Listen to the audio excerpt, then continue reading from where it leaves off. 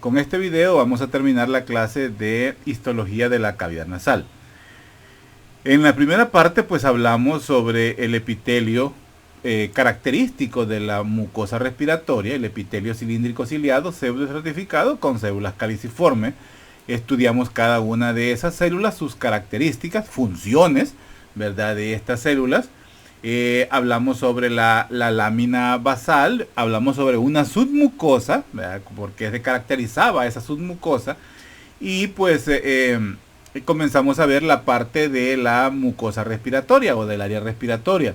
Hablamos también de cómo estaban las vibrisas presentes en el vestíbulo nasal y la función que éstas tienen. Entonces, ahora vamos a terminar de ver la parte de la mucosa respiratoria. Ya comenzamos a ver cómo son las células características de la mucosa respiratoria, los neuroreceptores, ¿verdad?, que encontramos a nivel de la mucosa respiratoria, siempre teniendo unas células de sostén, ¿verdad?, que les colaboran.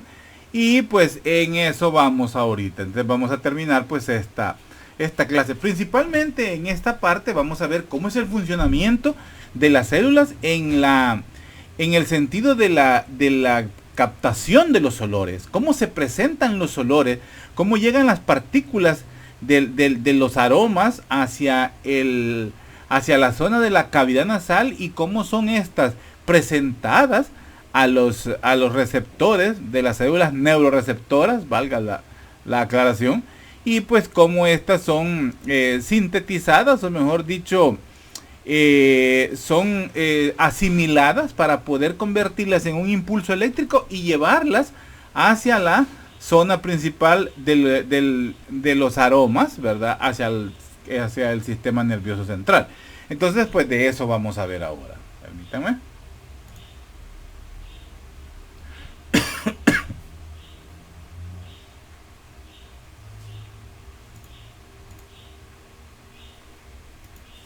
Ok. Entonces, ya habíamos hablado, bueno, solo para recapitular, permítanme, esto es el bulbo olfatorio. El bulbo olfatorio viene a ser como un ganglio, es el primer relevo, por decir así. Y los axones de las células bipolares, ¿verdad?, o de las células olfatorias, de las neuronas olfatorias, pues hacen su sinapsis con las terminaciones nerviosas propias que van al bulbo olfatorio. Esto es la mucosa, ¿verdad? Todo esto es el epitelio y esto por supuesto es la mucosa.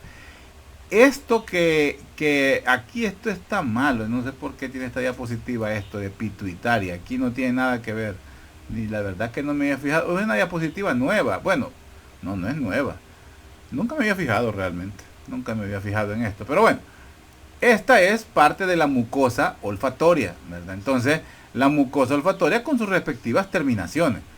Entonces, vamos a ver pues que el conjunto de axones, o sea, todos estos axones, esto es el hueso etmoides, esta es la lámina cribosa del etmoides, es decir, que estas son las cribas o los agujeros por los cuales pues el nervio olfatorio pues penetra sus raicillas nerviosas.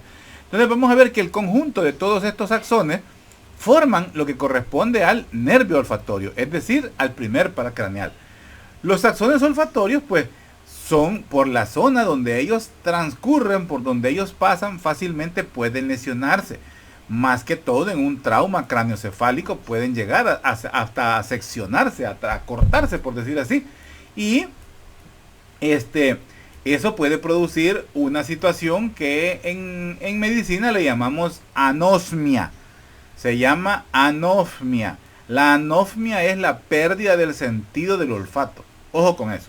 Entonces, pero si estos nervios se lesionan, una característica, bueno, una de las células del cuerpo, la gran mayoría tienen la capacidad de regenerarse.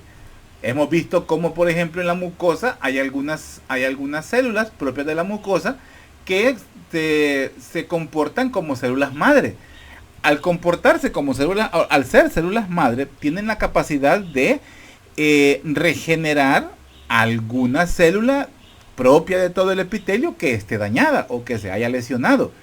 Las células basales pueden transformarse en una célula madre, pueden transformarse en una célula sustentacular, como sería en este caso, o en una célula bipolar. Pero podría darse esto, pero la conexión, la sinapsis, la regeneración de la comunicación no se da en otros tipos de tejido y en otros tipos, en otros tipos de neuronas. No se puede dar. En los tejidos de la piel, los tejidos de recubrimiento del estómago, del intestino, todos tienen la capacidad de regenerarse, o sea, destruirse y volverse a crear. Pero las neuronas no, ellas no tienen eso, a excepción de las neuronas que corresponden al sistema respiratorio. Estas, o sea, las neuronas olfatorias, estas han tenido hay estudios que dicen que se pueden regenerar. Es más, hay unas investigaciones donde se están haciendo o se está trabajando en regenerar tejidos de pacientes, por ejemplo, que han tenido una lesión de columna y han quedado pues han tenido una sección de médula espinal y han quedado con una hemiplegia o paraplegia, y entonces pues se están haciendo injertos de neuronas olfatorias en esa zona para que se haga de nuevo la sinapsis y los pacientes pues tengan una esperanza para poder recuperar pues o las funciones al 100%, que sería muy difícil, o un porcentaje. Y hay ¿cómo se llama? Hay resultados pues bastante alentadores que dan una esperanza. Así es que, pero eso ustedes lo van a estudiar pues más adelante, cuando ya sean médicos y ya se haya adelantado en ese sentido. Pues bueno, estas pues tienen esa capacidad de regenerarse. Las demás neuronas no tienen. Neurona que se muere, neurona que se murió y punto. Entonces, estas pues son las únicas neuronas del sistema nervioso que se reemplazan con facilidad, vea, durante la etapa postnatal, porque en la etapa intrauterina pues sí, se están reemplazando por el desarrollo intrauterino, pero después de nacimiento ya ninguna tiene la capacidad de regenerarse, a excepción de las neuronas olfatorias. Entonces, perdón, pero lo que quería que viéramos era que todas ellas, este es un esquema. Todas ellas pues conforman el nervio olfatorio, o sea, la unión de todas estas neuronas bipolares, neuronas olfatorias que están en la mucosa olfatoria, son las que conforman el nervio olfatorio. Entonces, podemos decir pues que las sustancias, ¿verdad? Las sustancias odoríferas, ¿verdad? Las sustancias de aroma, o sea, aquí están representadas como esto. Estos son los cilios, esta es la parte de la mucosa. Es un corte o es un esquema de esta zona. Todo esto es el epitelio. Todo esto va a ser el epitelio propio de la mucosa respiratoria. Y esto es los diferentes, ¿cómo se llaman? Pasos por donde pasa la información al interior del bulbo olfatorio. No le vamos a entrar de lleno a esto porque esto ya es neuroanatomía. Entonces, vamos a ver pues que las moléculas de aroma o las moléculas de las sustancias odoríferas que llegan hacia la cavidad nasal, pues estas vienen a solubilizarse. O sea, el moco, así como hay un moco en la cavidad respiratoria, en la zona respiratoria de la cavidad nasal, en la zona olfatoria hay también moco, solo que este moco, además de lubricar la zona, pues tiene la función de solubilizar las moléculas del aroma que están llegando. Entonces, esta solubilización favorece que las proteínas fijadoras, que si ustedes se recuerdan, hablamos que era liberada por las células sustentaculares, ¿verdad? Liberaban esas hormonas, esas proteínas, se fijaban a los olores.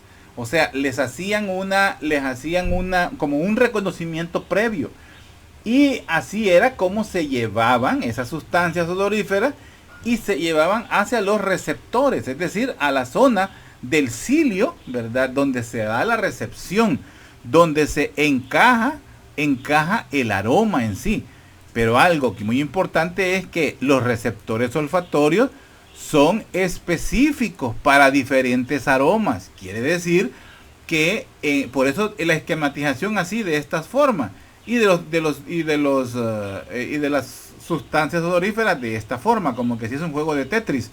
O sea, la mucosa respiratoria, los cilios terminales de las células olfatorias son específicos para cada aroma. Se han estudiado o son conocidos en la mucosa olfatoria aproximadamente 350 receptores olfatorios diferentes. O sea, no es que cada uno de los cilios reconoce un aroma, lo transforma en una información y así se la manda al cerebro. No. Posiblemente, voy a poner un ejemplo, posiblemente tenemos un receptor para carne asada, otro receptor para tierra mojada, tenemos otro receptor para algún tufo, tenemos otro receptor para un aroma, para una Givenchy, no sé. O sea, estos receptores son específicos para cada aroma. Y por eso la proteína liberada por las células sustentaculares, ellos identifican el aroma y así es como lo traen a presentar al cilio. O sea, es una selección previa para poderlo presentar al cilio específico que tiene la capacidad de reconocer ese aroma. Entonces, esa codificación es en sí una codificación.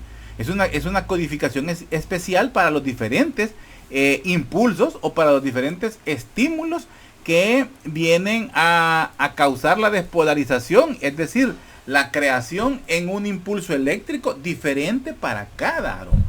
Entonces, esto va a lograr que debido a ese plan, porque es un plan de codificación de toda la población de cilios de la mucosa respiratoria, pues es que hay un receptor olfatorio que se une pues a distintas sustancias odoríferas que van a tener pues una sensibilidad pues diferente. Entonces podemos decir que el sistema olfatorio debe codificar, ¿verdad?, los impulsos olfatorios provenientes no solo de la célula individual, sino que también de la población de células que hay en el epitelio olfatorio. O sea, es un impulso, es un estímulo reconocido previamente por proteínas que reconocen los aromas presentados en cada uno de estos cilios, y cada cilio determina un olor diferente y así es, o identifica un olor, y así es como es llevada la información pues hacia el sistema nervioso central. O sea, todo es una previa, por decir así, antes de llegar al bulbo olfatorio, bastante laboriosa para poder identificar los aromas. Ya sabemos que eso se da pues en milisegundos, ¿verdad? Entonces, podemos decir pues que cuando las partículas aromáticas circulan entre los receptores olfatorios, en ocasiones se adhieren a la mucosa, disparando un impulso que circula por los nervios olfatorios y llega al cerebro, que lo analiza y nos dice qué es lo que acabamos de oler. O sea, eso es en sí lo que conocemos como la percepción del olor. Entonces, la percepción de los olores por el epitelio olfatorio pues es el que aporta la mayoría de la información utilizada para discernir los sabores también. Nos ayuda por eso decimos de que había una parte del sistema del gusto que está también relacionada con el sabor, porque el sabor se correlaciona el olor se correlaciona con el sabor. En sí el mecanismo por el que se realiza todo esto que acabo de explicar, o la diferenciación olfatoria en sí, pues no es del todo un mecanismo muy bien conocido. Se ha identificado 350 receptores olfatorios, pero la histología indica que pueden haber más de 1000, o estudiados solo hay 350, y les estoy hablando de una información de hace 4 o 5 años. O sea, realmente en lo último que ha salido no sale ya cantidades de receptores olfatorios, pero podrían ser más, ¿verdad? Entonces, pero sí podemos decir que esto actúa tal cual el sistema inmunológico. El sistema inmunológico se basa en antígenos y anticuerpos, y los antígenos tienen la capacidad de identificar a los anticuerpos, al revés, los anticuerpos tienen la capacidad de identificar a los antígenos, que son la representación, o que es la forma en que una infección o una injuria externa llega a nuestro cuerpo, es identificada, se crean los anticuerpos específicos y se ataca, se da la reacción o la guerra inmunológica para contrarrestar, disminuir o eliminar una injuria. Pues en la forma en que actúa el sistema respiratorio viene a ser similar. Hay unas proteínas que identifican el aroma en específico, estas proteínas lo captan y ayudan a transportarlo hacia los receptores que son los cilios de las células bipolares, y entonces se da la estimulación que crea lo que decía ahí en el acápite, disparar un impulso que va a viajar de forma eléctrica hacia el sistema nervioso central. Entonces podemos decir que de un modo u otro, pues las sustancias olorosas, ¿verdad? Que son las moléculas que se disuelven en la mucosidad de la mucosa olfatoria, pues se unen a esos receptores de olor que están localizados pues en la superficie de los cilios olfatorios, pero necesita las proteínas que se las presenten. Entonces podemos decir pues que las sustancias olorosas, ¿verdad?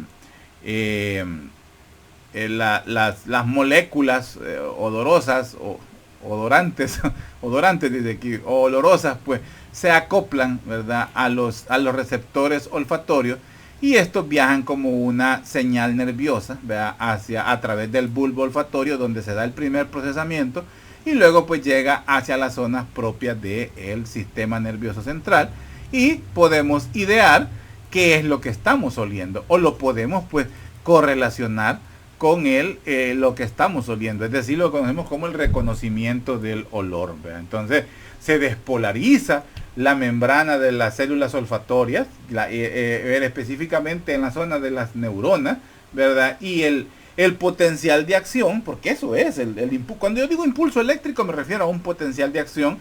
Ese va a viajar a lo largo de todo el axón para luego estimular pues a nivel del bulbo olfatorio unas células importantes. Lo voy a mencionar, pero no se lo voy a preguntar en el parcial, que son las células mitrales.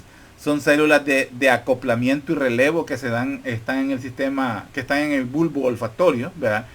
Y estas pues habitan específicamente en unas zonas redondeadas, estos que vemos acá, que se llaman glomérulos. Creo que se veían mejor acá. Estos son los glomérulos, y estas son las células mitrales. Todo esto es relevo a nivel del bulbo olfatorio. Permítanme, me regreso, sí, aquí. Y pues estas pues son las que están situadas en el bulbo olfatorio. Sigamos, ya casi terminamos. Entonces, podemos decir pues que el millar, porque son un montón, ¿verdad? El millar de células, de glomérulos, que están conformados por las neuronas. Miren, algo que sí, aquí esta diapositiva me acaba de recordar y no lo tenía presente, se me había ido la onda. Así como tenemos en el oído neuronas tipo 1, tipo 2, aquí también tenemos neuronas tipo 1, tipo 2. La diferencia a nivel del oído es que ambas están conformando la mucosa, el epitelio propio de las máculas o en el órgano de Corti. Pero a nivel de la cavidad nasal o del sistema respiratorio es diferente. Tenemos unas tipo 1, las neuronas tipo 1 que encontramos directamente en la mucosa olfatoria, en la zona pues del área olfatoria de la cavidad nasal. Pero las neuronas tipo 2 se encuentran a nivel de el bulbo olfatorio, para que tengamos ese dato. Entonces, vamos a ver pues que son millares de glomérulos, ¿verdad? La zona de relevo que encontramos a nivel del bulbo olfatorio, que registra la información de las miles de terminaciones nerviosas, de las miles de neuronas que tenemos pues ubicadas en la zona de la mucosa respiratoria. A este nivel, vea, de la mucosa respiratoria, se da un sinfín de permutaciones, combinaciones de toda la gama de olores, como les digo, que pueden llegar a estar presentes en la cavidad nasal en un determinado momento, porque realmente cuando estamos ante una situación X, o sea, no les puedo decir que en el campo, en un almacén, no sé, estamos percibiendo sin fin de olores. Entonces, ese sinfín de olores, pues, buscan cada uno de sus receptores específicos en esa mucosa respiratoria. Y podría darse el caso de que haya una sobresaturación de los receptores. Y es el caso cuando no podemos determinar ya los aromas. Si se han fijado, por ejemplo, en los lugares donde venden colonias, tal vez así como Simán es bien difícil, pero hay lugares donde son más especializados. Estoy haciendo comercial, ojalá me den algo por el comercial. Por ejemplo, en lugares como la boutique que está en Batarcé o Cleopatra, son lugares especializados en aromas. Casi siempre ustedes han visto que tienen unos tarros llenos de café en grano. Eso sirve para que, voy a utilizar el término, pero no es así, para destoxificar la membrana olfatoria. ¿Qué es lo que se quiere? Se ha demostrado que el olor del café es un olor penetrante, puro, pero tiene la capacidad de que todos los receptores, por decir así, responden al estímulo del olor del café, pero el café más que todo en crudo, en grano. Entonces, cuando después de haber estado oliendo 2, 3 colonias, ya uno como que el sistema ya no identifica cuál es la que diferencia los diferentes aromas, o sea, como que ya la siente igual a la otra o ya pierde la idea. Entonces la forma para poder determinar el aroma de una colonia, de un perfume, de una esencia, es para poder detoxificar la mucosa, que quede libre de aromas, por decir así, lo mejor es oler café. Y por eso pues tienen ellos unos tarros de café, para que después de 2 colonias que le han aplicado, que usted ha olido, pues entonces le ponen el café para que limpie, pues por decir así, de aromas o de los receptores de la mucosa olfatoria. La mejor forma también de determinar cuál es el olor propio de una colonia, de un perfume, de una esencia, no es oliéndolo en el papelito que nos dan, porque ahí ese es un olor neutro, por decir así, o el medio donde se aplique es un medio neutro. Lo mejor es aplicarlo en zonas donde hay más pulsaciones en nuestro cuerpo. El interior de la muñeca, el interior de la fosa cubital, ¿verdad? Esas son las zonas, también en la zona del cuello, en la parte posterior del cuello, lo que conocemos como la nuca. Esos son los lugares donde sería el mejor lugar para aplicarnos una colonia, esperar unos minutos y entonces pues saber cómo realmente huele, porque así es, porque va a reaccionar de acuerdo al pH. Tampoco voy a explicar eso ahorita. El pH propio del cuerpo humano. O sea, no en todos huele lo mismo una colonia, para que tengamos esa idea. Y las características de una colonia, de una esencia, de un perfume que nos dan, que son de una familia cítrica, floral, maderosa y todo eso, que nos habla herbal, es en un pH neutro. Pero ya en el pH de nosotros, una colonia que se describe como cítrica, la podemos sentir dulce. Otra que puede ser descrita como maderosa podría oler frutal según el pH de la persona. Entonces son datos esto ya es cultura general. Otra situación que se utiliza el café para poder oler es cuando se está haciendo una catación de vinos. En la catación de vinos entran a trabajar estos dos componentes, el componente de la mucosa nasal y el componente de las terminaciones nerviosas a nivel de la lengua. Las papilas gustativas, junto con la información de la mucosa nasal, son las que nos dan las características del aroma y el sabor de un vino, que esta información sí se combina. Me salió verso sin esfuerzo. Entonces, esta combinación de información pues es la que nos da las características de un vino que ya se registra a nivel del cerebro. Un Shiraz, un Cabernet Sauvignon o un Sauvignon solamente, que esos ya son de acuerdo al tipo de uva o al tipo de lugar donde se ha cultivado. Entonces, para cuando se está haciendo una catación de vino, en lugares donde hay una catación de vino y que a la vez a veces también hay catación de quesos, siempre también tienen tarros de café para que uno pues pueda detoxificar. Vuelvo a decir esto, lo utilizo como un término para que se entienda, pero no es que haya una intoxicación. es para liberar pues la mucosa respiratoria. Bueno, ya me dilaté mucho en eso. Entonces pues vamos a ver pues que aquí también pues para captar los aromas pues también tiene mucha función, que no lo había mencionado, las glándulas de Bowman. Las glándulas de Bowman también tienen un líquido, ¿verdad? Que ellas segregan, que también ayuda a las moléculas, a las proteínas generadas por las células sustentaculares. Y además de que las proteínas, los fijadores, presentan a los cilios de las neuronas tipo 1 las moléculas odorantes, la secreción de las células de Bowman ayudan también en este trabajo. O sea, ayudan a arrastrar con más rapidez las sustancias olorosas, y pues se la presentan fácilmente a los cilios, ¿verdad? Eso pues también nos ayuda a que la generación pues de varias respuestas a la vez sea un poco limitada. Es decir, estamos ante una gama de aromas diferentes en una zona. O sea, nos llegamos a una zona y huele un montón de cosas. Entonces, por decir así, el cerebro tiene que determinar todos esos aromas. Pero la forma de determinarlos no es olerlos todos a la vez, o de que sean presentados todos a la vez al sistema de la mucosa respiratoria. Los presenta, como por decir así, por prioridades o por los que son más frecuentes. Al hacer esto de ser los más frecuentes, pues entonces esa sustancia o ese líquido le colabora para que se dé ese trabajo.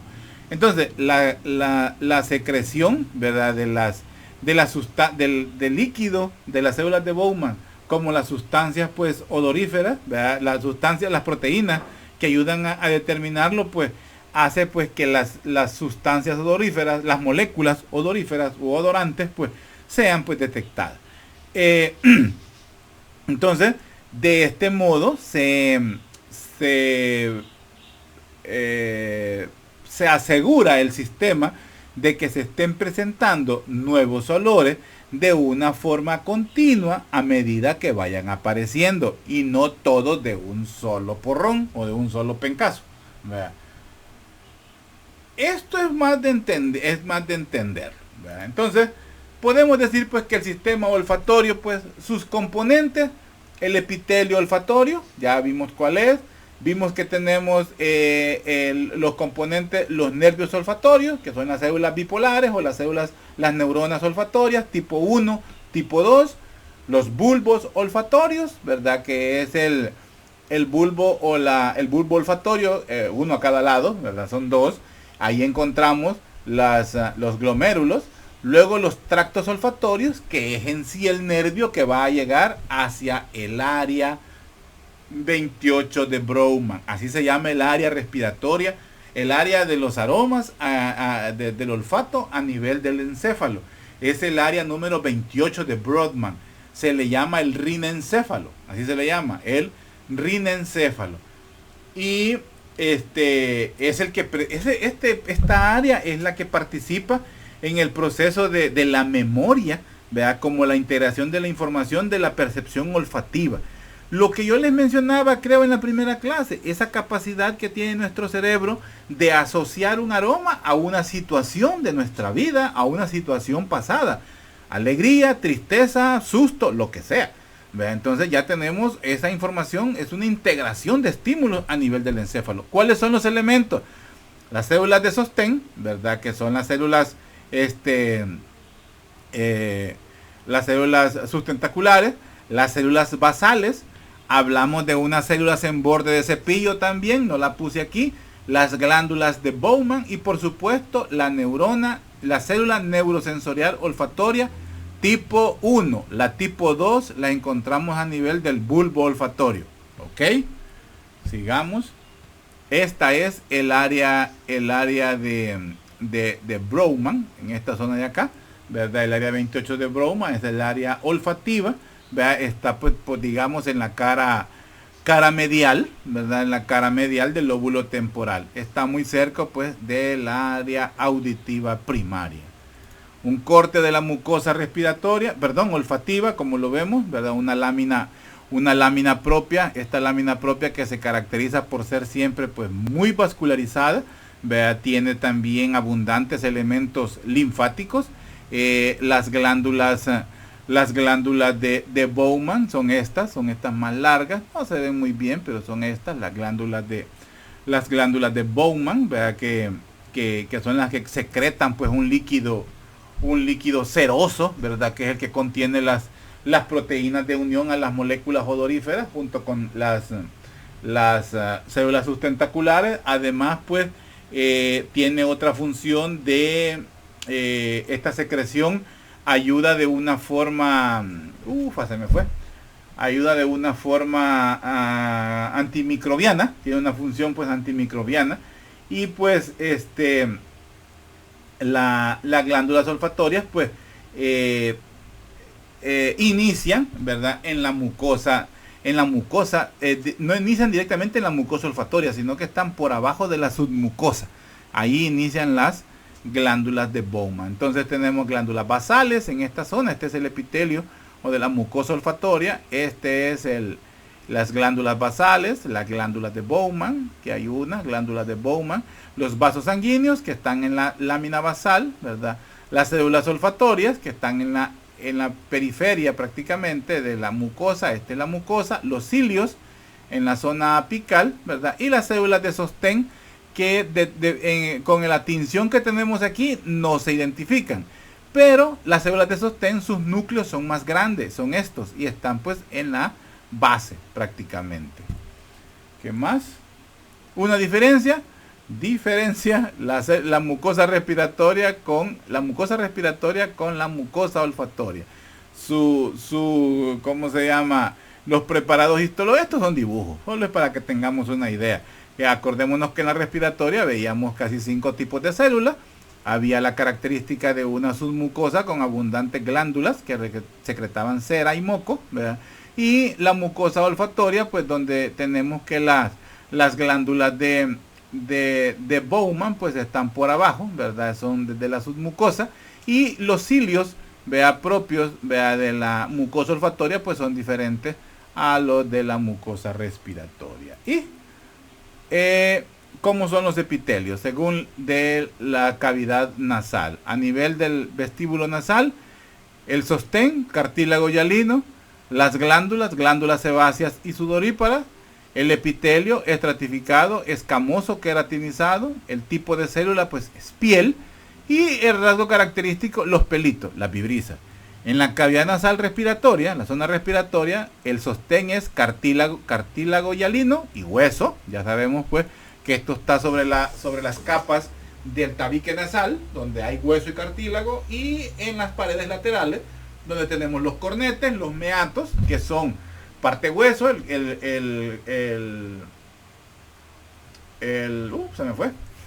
los cornetes inferiores, y los cornetes superiores y medios, pues que son cartílago.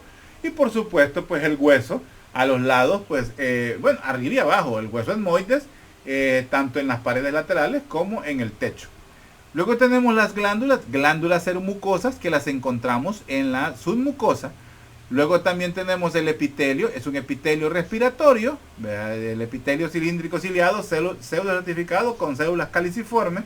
Los tipos de células que vemos, basales, caliciformes, ciliadas, en cepillo, cerosas y las propias del sistema inmunológico, las neuroendocrinas. Luego tenemos que en los otros rasgos que hay tejido de tipo eréctil. Tejido de tipo eréctil es, así como están pensando ustedes, de otro órgano que se pone erecto, es por la alta vascularización, que el tejido pues tiende a ponerse más duro, se inflama, se crece, lo que pasa cuando hay una reacción alérgica, ¿ok? Y luego pues la mucosa olfatoria, donde el sostén pues es hueso. ¿Cuál es el hueso de sostén de la mucosa olfatoria? Pregunta de examen, ojalá no me la contesten. Luego tenemos las glándulas características, las glándulas de Bowman, también las ubicamos en la submucosa.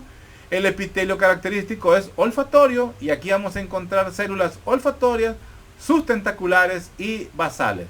Características: las vesículas olfatorias. Las vesículas olfatorias no las describimos en la clase, porque estas vesículas son propias de los cilios, de de las células olfatorias, y es más de neuro, y no quiero meterle más cosas, así que lo dejamos hasta aquí. Y bueno, aquí termina la clase de histología del sistema de la cavidad nasal. Ya solo nos queda pendiente la clase de histología de la cavidad oral. Ya es lo último para este primer parcial. Espero que ya estén listos, bueno, que estén estudiando. Sé que tenían un examen para el día, alguien me dijo por ahí que tenía un examen para el día jueves, parece, o viernes, no recuerdo muy bien. Espero que hayan salido bien. 2 exámenes como que tenían. Espero pues que hayan salido bien. No, dicho, que salgan bien. Que estudien bastante, que se preparen bastante y que tomen en cuenta que también viene anatomía. Anatomía 1, anatomía 2 amarra varias materias. O sea, es prerequisito para materias hacia adelante, pues hacia los grados inmediatos superiores. Entonces, dejar anatomía 2 les amarra muchas materias del siguiente ciclo, así que por favor no lo vayan a hacer, salgan bien. Ya comencé a calificar, bueno, no, ya terminé de calificar el último corto presencial, no hay muy buenas notas, pero bueno, hay como 4 alumnos nada más que salieron sobresalientes, casi de los mismos de siempre, ¿verdad? Entonces, pero me interesa que sean más, pues. Ya les decía que no les voy a hacer corto en el examen en el día sábado, próximo sábado no haríamos corto de micro para que estudien solo para el parcial práctico, teórico de macro. ¿Qué otra cosa había que decir? Bueno, no me acuerdo. Confundí las fechas en el último video, les decía que el 13, pero es que no he quitado, y aún no le he quitado la hoja del mes pasado de agosto, y no estaba viendo septiembre. El examen teórico de macro es el 12 y el examen teórico de micro tentativamente es el 17, o sea, de este sábado que viene, que es 10, al próximo sábado sería 17, y sería el examen teórico de micro. Posiblemente lo hagamos el domingo, vaya, para darles más chance. Y espero pues que ya hayan solventado la situación de los laboratorios prácticos para poder subir las notas, pero bueno, estudien bastante, jóvenes, por favor, estudien. Miren, las clases de micro, si se fijan, es más teoría, es más bla bla bla que puntos específicos. Entonces, estudien bien, comprendan bien, saquen. Ahorita les acabo de presentar una forma sencilla de identificar los componentes, cuáles son los componentes, cuáles son las partes y cuáles son los componentes de cada una de esas partes. Por ejemplo, ahorita viendo el sistema respiratorio, viendo la cavidad nasal. Así pueden hacerlo para los demás temas de micro. Es más fácil estudiarlo así. Hagan su resumen, estudien y bueno, ahorita pónganle a macro. Preparen bien las clases de macro. Así que quedamos así, jóvenes. Les aprecio bastante. Deseo que salgan bien. Y bueno, seguimos hablando. Cuídense mucho.